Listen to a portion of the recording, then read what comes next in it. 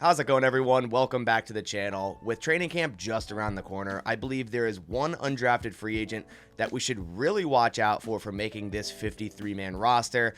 That undrafted free agent is edge Brenton Cox Jr. from Florida. A former 5-star recruit that was dismissed from Georgia after his freshman season, and most recently Florida, now in the NFL as an undrafted free agent fighting for a roster spot with untapped potential. Cox Jr. was dismissed from Georgia back in 2019 after being arrested for marijuana possession plus other issues, and that was after an 11-game season with 1 sack and 2 tackles for loss. He didn't really play that much at Georgia as a freshman, then after getting dismissed, heading to the transfer portal and heading to Florida to play for the Gators, where Cox Jr. went on to have 3 really great seasons and became the Gators' best pass rusher, but then again was dismissed from the football team late last season. And similar to the Georgia dismissal, it was quoted as an accumulation of issues. But before that happened, Brenton Cox Jr. was the Gators' best pass rusher with over 12 sacks, 60 stops, and 95 pressures in his 3 seasons at Florida. Going over his PFF grades, we see here in 2020 in Florida, he had a 78.0,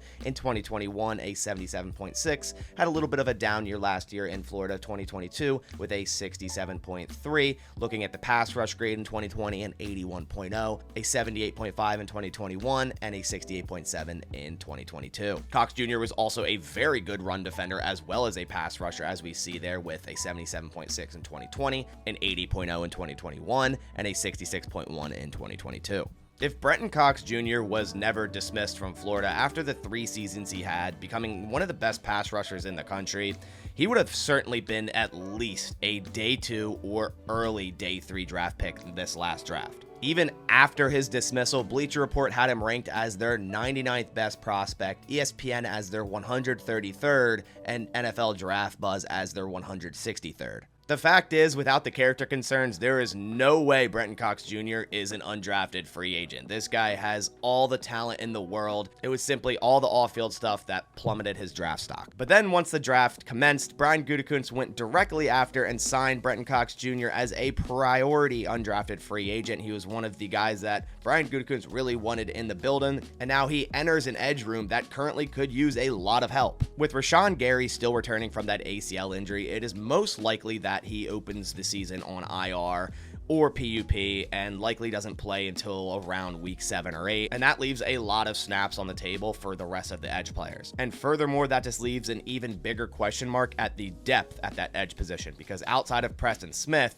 we don't really know who that other starter is going to be opposite Preston Smith. It could be Kingsley Enagbare, it could be Justin Hollins, it could be their first-round draft selection, Lucas Van Ness. But whoever it is, there's still going to be a lot of snaps to be used for those rotational edge guys. Rotational edge guys usually get around 30 to 35% of snaps every single game. And I believe Cox Jr. could easily earn a spot on the 53-man roster as a rotational edge guy to start, because he certainly has the skill set. He has prototypical size for edge at 6'4" and 250 pounds, super powerful edge rusher, a tough, violent tackler with non-stop motor. He shows excellent instincts with the ability to quickly locate the ball. He simply has the skill set to be a quality edge player in the NFL. So then the main question is, can he stay focused? Because the character concerns are very evident. That's the reason he didn't get drafted in this NFL draft. But if Cox Jr. can stay focused on just football, he certainly has a really good shot at making this Packers 53-man roster. It is now only 18 days till the start of Packers training camp, where we'll start to see this roster get molded into that 53-man roster when the pads come on, and we're really starting to be able to evaluate some of these players. We'll start to see some real pass rush reps, the 1v1s versus the offensive linemen, where Cox Jr. can show his physicality and ability that he showed the last 3 years at Florida. Now, he would also have to show his ability on special teams, as that is a big factor for back-end roster players on this Packers roster to make the 53-man roster. If he can't contribute on special teams, that spot will likely fall to someone who will. And he didn't play much special teams in college, only on the field goal block team for Florida.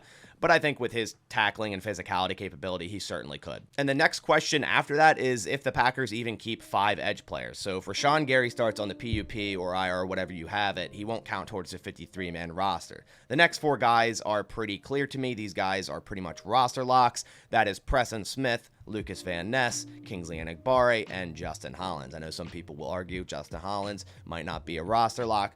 In my eyes, he is. He's gotten most of the starts during OTAs and minicamps. The Packers made it a priority to bring him back this offseason, and they really, really like him. So in my eyes, he's 100% making the roster. Those are the 4 guys that I think are making the roster. Then you ask, okay, are the Packers going to be keeping 5 edge players? The thing is, the last 3 seasons, they have decided to keep 5 edge players. And right now, in my opinion, that 5th spot is Brenton Cox Jr.'s to lose. He by far is the most talented player and has the best skill set out of all the rest of the guys to potentially make that 5th spot. The Packers kept John Garvin on the roster as that 5th guy the last 3 seasons. I believe that tenure is over. He's shown nothing, in my opinion, and also missed the entirety of OTAs and some of minicamp as well. He really hasn't even been in the building this season, and even last season he missed, I think, all of OTAs. But one thing is clear, the Packers were comfortable enough to sign Cox Jr. and get him in the building, so it seems like they are comfortable with his character concerns, and they believe his talent surely outweighs that. So at this point, it is up to him to stay focused on football and showcase his talent and go make that 53-man roster. The Packers typically have one undrafted free agent making the roster